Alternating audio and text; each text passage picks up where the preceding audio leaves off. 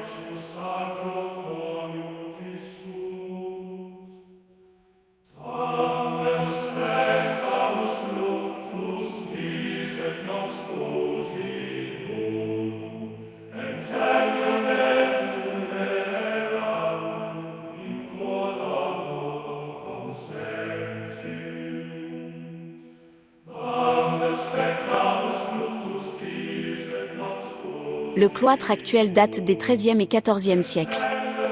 Le cloître primitif est plus ancien, la galerie Ist date du début de la construction de l'abbatiale, au milieu du XIIe siècle. La galerie nord permet d'accéder à l'église par deux portes, l'une donnant dans la première travée, réservée aux convers, et l'autre dans la dernière travée, réservée aux moines. La galerie Ist dessert la sacristie, qui elle-même communique avec l'église, la salle capitulaire, et l'escalier au dortoir des moines et le chauffoir.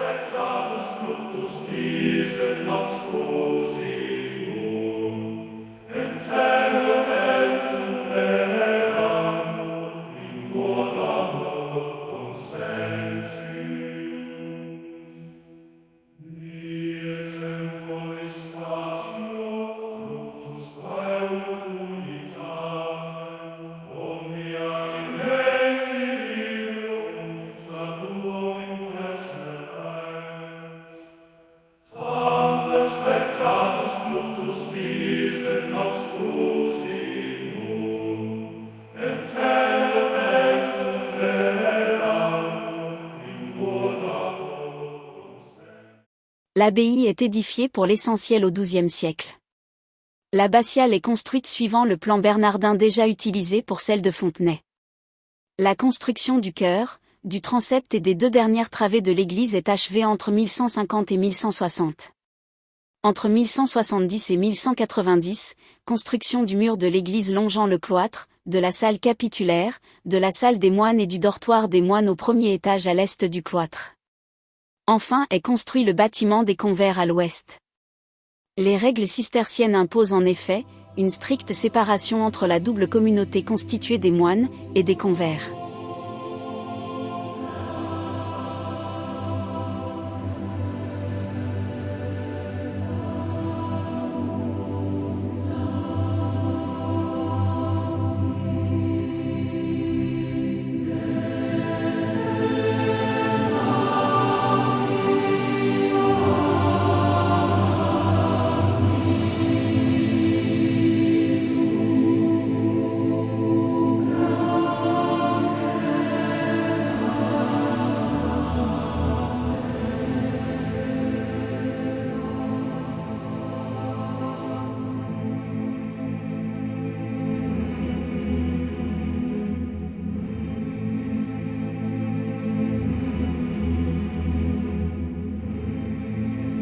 La salle capitulaire était réservée aux réunions du chapitre, et servait aussi de salle de lecture. À la fin du XIIe siècle, les moines du chœur qui sont les seuls à avoir voix au chapitre, sont une cinquantaine mais ne sont plus qu'une douzaine au XIIIe siècle, et 5 en 1756. Cette salle est, dans les abbayes cisterciennes, généralement plus soignée. La communication est totale entre la salle et la galerie. La porte n'était pas close. Les chapiteaux sont sculptés de feuilles, couronnés de tailloirs.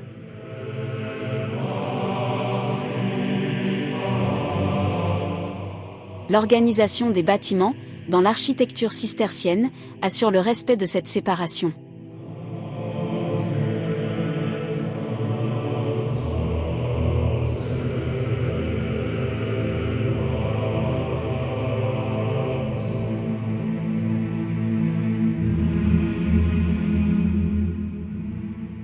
Les principaux bâtiments s'organisent autour du cloître à 4 galeries qui est un espace de circulation réservé aux moines, et qui permet d'accéder à l'ensemble des bâtiments qui leur sont destinés.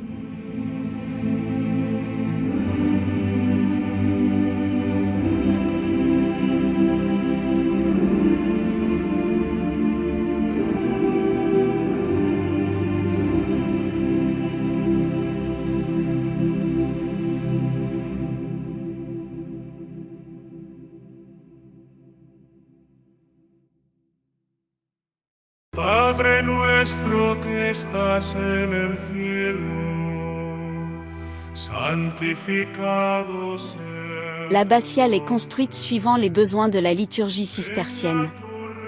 Le chœur est peu profond, avec un seul autel, un chevet plat, 2 chapelles latérales de chaque côté ouvrant sur le transept. La nef accueille successivement les moines, les infirmes et malades, et les convers. Les bas-côtés sont réservés aux hôtes et aux serviteurs. Les accès répondent aux usages cisterciens. Une porte aménagée dans le mur nord du transept donne sur l'ancien cimetière des moines. Une porte dans le mur sud du mène à la sacristie, une autre en hauteur permet l'accès direct au dortoir des moines, celle de la première travée sud est réservée aux convers.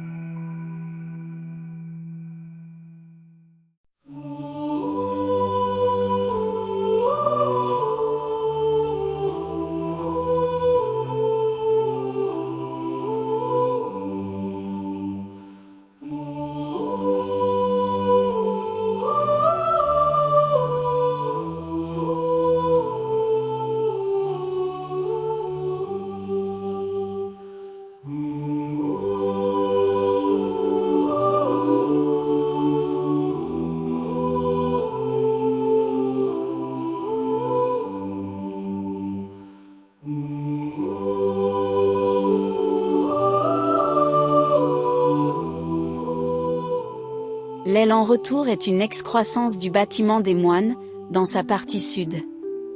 Sa structure est en grande partie médiévale, elle a été remaniée au XVIIIe siècle, mais a été beaucoup transformée après la désaffectation de l'abbaye. À l'étage est établi un petit appartement destiné aux prieurs, composé d'une antichambre, une chambre, et de 2 cabinets.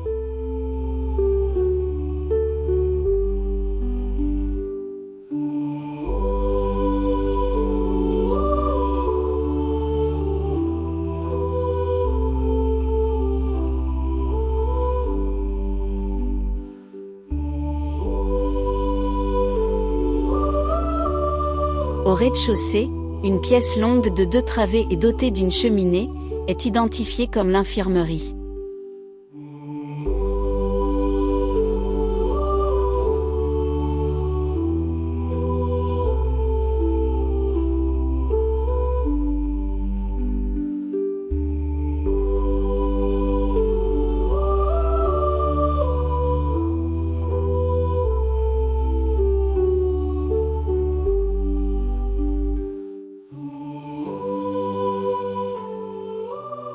Ce bâtiment est le seul de l'aile des convers qui est conservé, la cuisine et un réfectoire spécifique ont disparu. Le rez-de-chaussée du bâtiment des convers est le cellier, où on stockait des réserves. On y a découvert et retrouvé des petits silos et une cuve. L'étage du bâtiment servait de dortoir. La charpente est restaurée. Une première charpente date des années 1240. Resurrexit sicut dixit, Alleluia. Ora pro nobis Deum, Alleluia.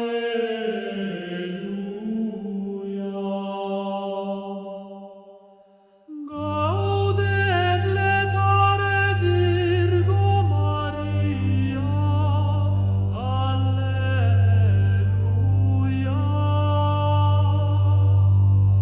Quia surrexit Dominus vere,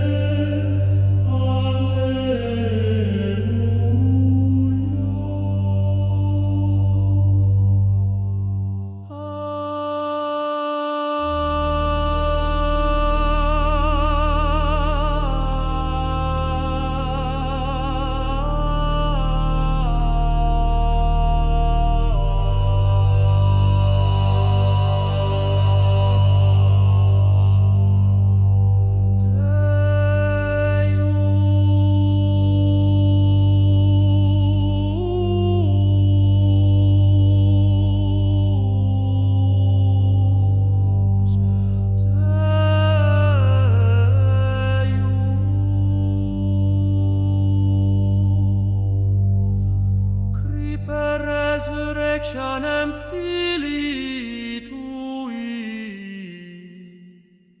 Domini nostri Iesu Christi, mundum laetificare dignatus es, presta quesus.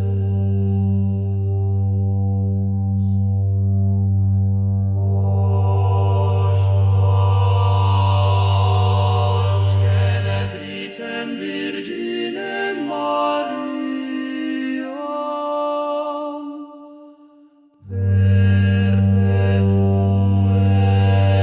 capiamus gaudia vitae, per eundem Christum, Dominum nostrum.